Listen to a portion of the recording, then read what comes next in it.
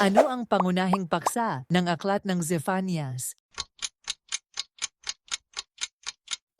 C. Katarungan ng Diyos.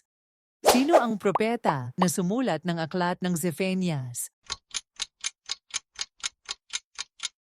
C. Zephanias. Saan ipinanganak si propeta Zephanias? A. Jerusalem. Ano ang isa sa pangunahing pangyayari na binabanggit sa aklat ng Zephanias? A. Pagtatanggap ng biyaya. Ano ang pangako ng Diyos sa mga tapat na sumusunod sa Kanya ayon sa aklat ng Zephanias? A. Kaluwalhatian. Ano ang itinuturo ng aklat ng Zephanias tungkol sa kaparusahan ng mga mapang-api?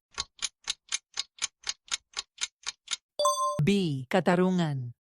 Ano ang pangako ng Diyos sa mga nagsisisi at nagsisisi mula sa kanilang masamang gawa ayon sa aklat ng Zephanias? B. Kapatawaran. Ano ang babala ng propeta Zephanias sa mga mananampalataya na nagwawalang bahala sa kanilang pagliligtas? C. Kaparusahan.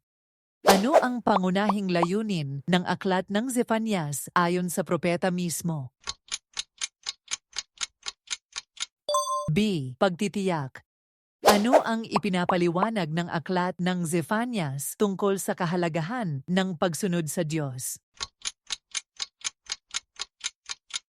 A. Kagalakan.